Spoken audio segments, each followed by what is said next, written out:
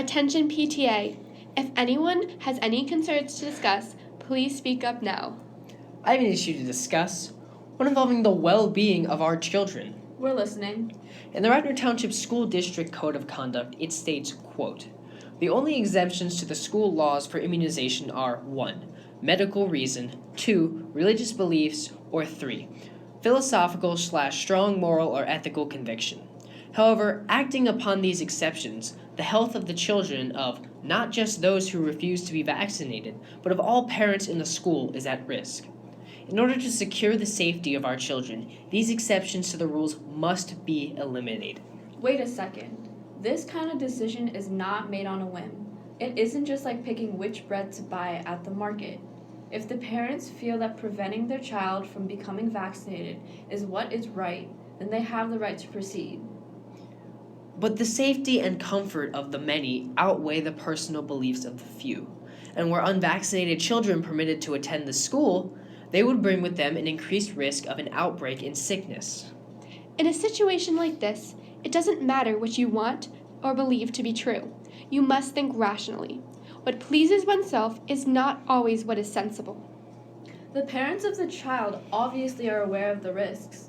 This was an informed decision. What parent isn't concerned of the well-being of their child? Socrates, I'm not sure you're getting the point. What I'm trying to say is, when a child who is not vaccinated is welcomed into the school, they present a danger for not only himself, but the other students around them. We cannot be held accountable for the rash actions of the few. If a parent truly cared about the well-being of their child, they would not blatantly expose them to the risks that accompany diseases and viruses. Yes, the parents do care about the well-being of their child, as they want to make sure their souls remain uncorrupted by social pressures. If what they believe in helps keep their soul clean, then they should be able to pursue it.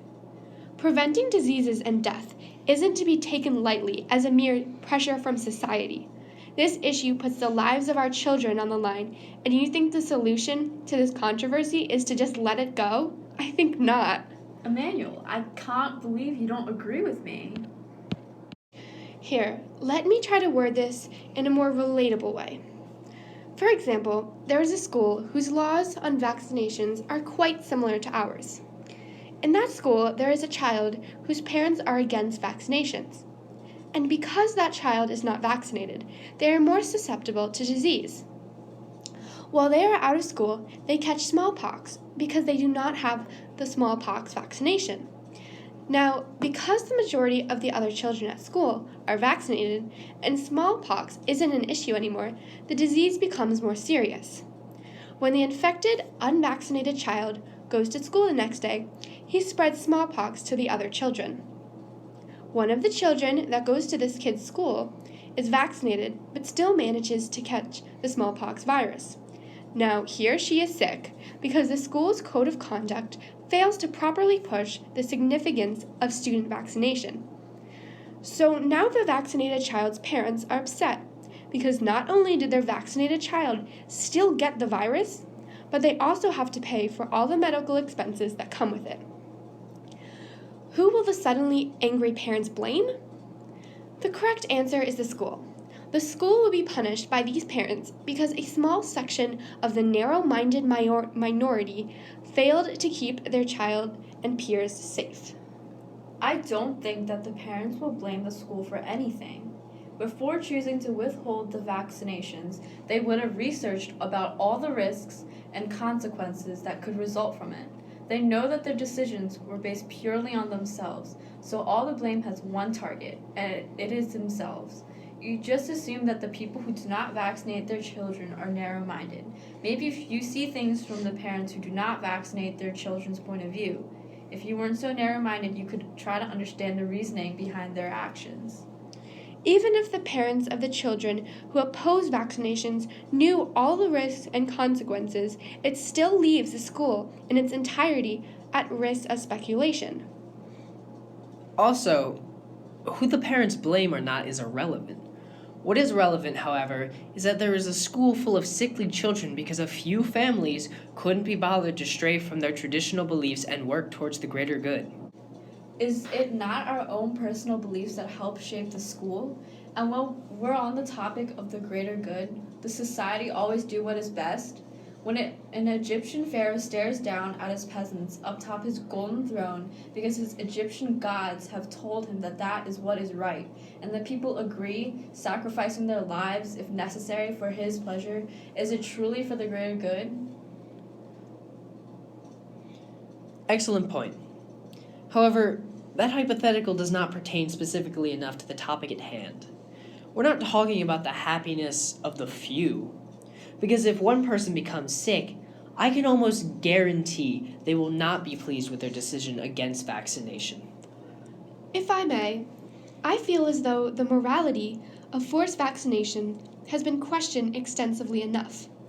Bentham, forcing people to do something against their will, how is that in any way moral?